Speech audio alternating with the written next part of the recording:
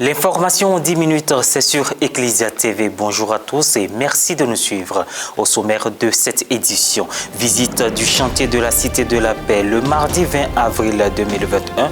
Une équipe d'Ecclesia TV, la télévision catholique de Côte d'Ivoire, s'est rendue sur le site de construction juste dans le siège de la conférence épiscopale, si elle arrivera 3 pour s'enquérir de l'avancée des travaux. Et puis la 6e édition de la semaine de l'orgue au Liban s'est déroulée du 13 au 18 avril 2021.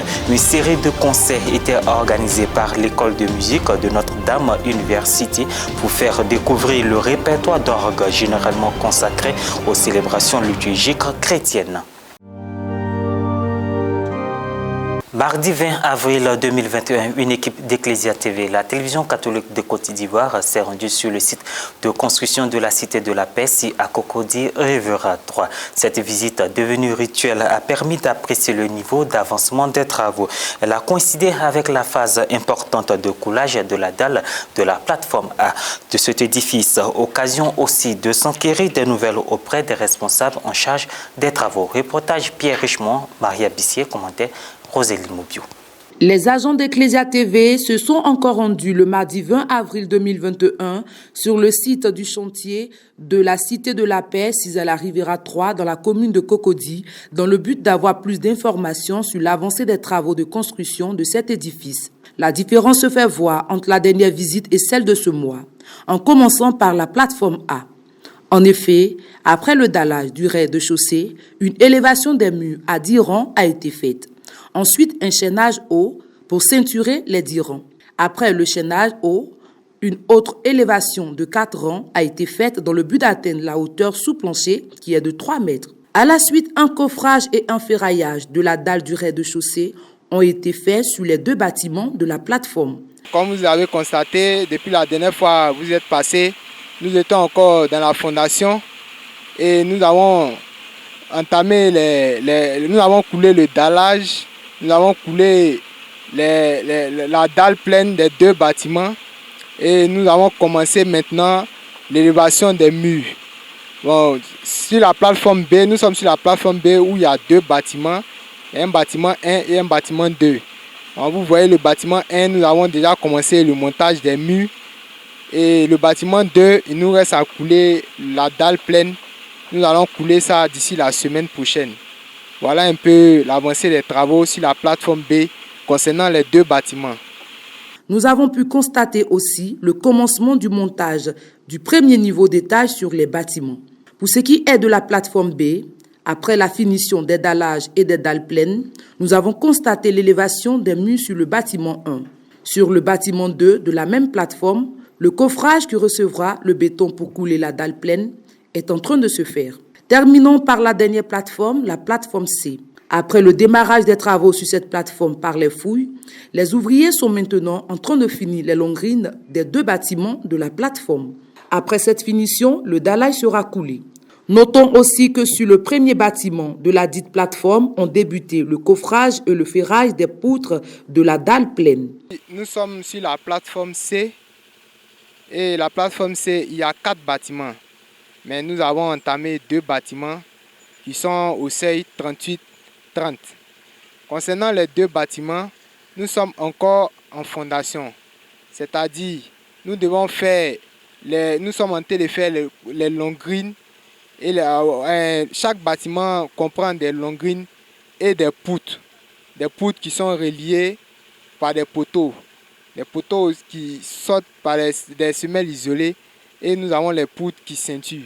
Donc nous avons un voile qui sépare les 2 zones. C'est-à-dire on a une zone où c'est un dallage et on a une zone où c'est une dalle pleine. Donc nous sommes en train de couler les longrines ou la zone où c'est le dallage. Et après nous allons commencer à couler la dalle pleine où il y a les poutres. Et après ça, nous allons commencer à faire le montage comme sur la plateforme B. Nous sommes tous invités à la mobilisation lors des collectes du Fonds national catholique en mai pour les travaux de l'Église sur le plan national. Au Nigeria, pour marquer sa solidarité avec les musulmans en cette période de jeûne du Ramadan, John Oneyeka, éminent cardinal et ancien archevêque d'Abuja, distribue de la nourriture à plus de 2000 fidèles musulmans avant la rupture du jeûne du Ramadan. On en sait plus avec Morel Poti. Le soleil se couche sur Abuja au Nigeria. Il est bientôt l'heure de rompre le jeûne du Ramadan pour de nombreux musulmans. Ils sont rejoints par un chrétien, John Oneyeka, éminent cardinal et ancien archevêque de la ville.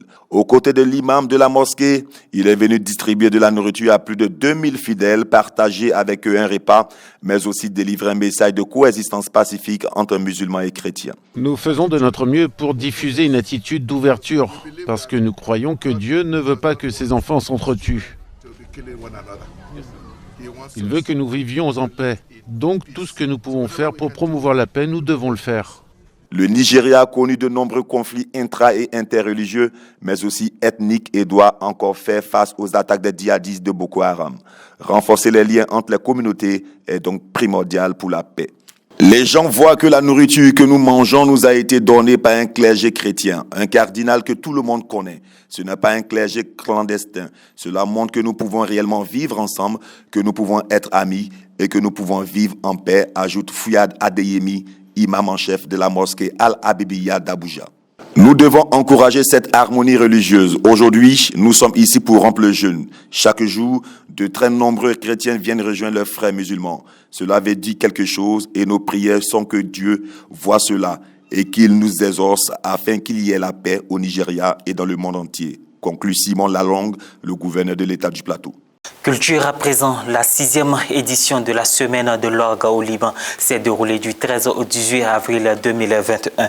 Une série de 5 concerts pour faire découvrir à un large public le répertoire d'orgue généralement consacré aux célébrations liturgiques chrétiennes. Plus de précisions avec Morel Poti.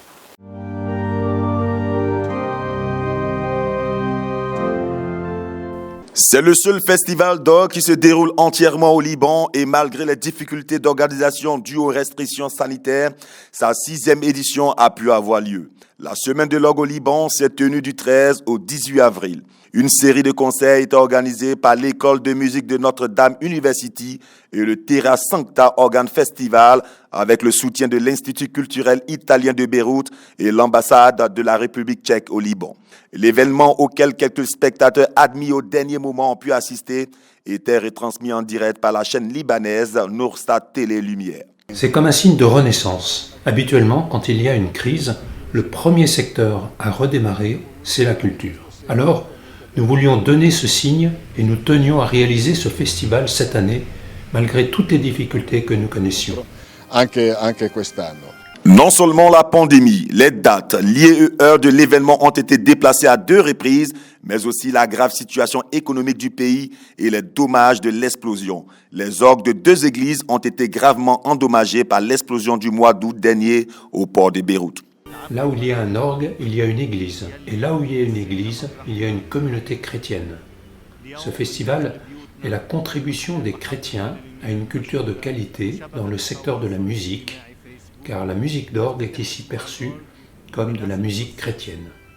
Mais de l'église franciscaine, de la custodie de terre sainte de Harissa, à celle d'Ajaltoun, de Zouk Mosbé et Mesra, jusqu'à l'église nationale évangélique de Beyrouth, le festival a pour objectif d'attirer un public beaucoup plus large que la seule communauté chrétienne. L'idée de la semaine de l'orgue au Liban est la même que celle du Terra Sancta Organ Festival, dont il fait d'ailleurs partie.